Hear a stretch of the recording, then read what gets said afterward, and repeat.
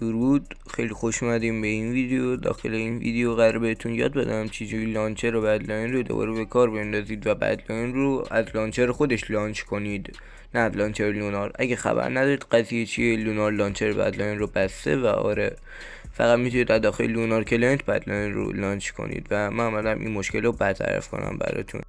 خب زیاد وقتتون نمیگیرم و ویدیو رو طولانی نمی‌کنم. امیدوارم این ویدیو به کارتون بیاد. لایک و ساب و اینم که اختیاریه. مرسی که دارید این ویدیو رو نگاه میکنید و بریم سراغ ویدیو.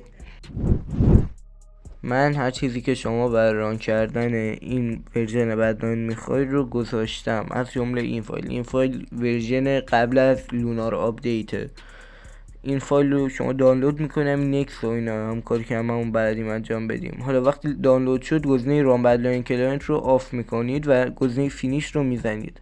بعد آخر سرچ لپتاپتون میمیسید بدلاین کلاینت و وارد فایل لوکیشن بدلاین میشین. خلاصه دیگه وقتی وارد فایل لوکیشن بدلاین میشید میتونید اسکرول کنین به سمت بالا و با گزینه ریسورس مواجه میشید. وقتی ریسورس رو وا کنید چند تا گزینه مختلف داره که ما با اپ آپدیت کار داریم. وارد گزینه اپ آپدیت میشین و با نوتپد بازش کنید و URL رو تغییر میدید به آدرس سایتی که من داخل دیسکریپشن قرار دادم.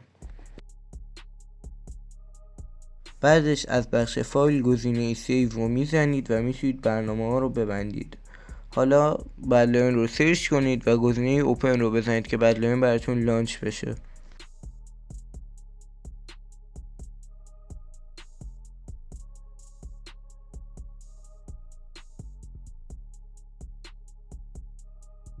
وقتی بدلاین لانچ شد گزینه ایگنور رو انتخاب میکنید و میتونید الان ساین اپ یا لاگین بکنید و برید پلی بدید.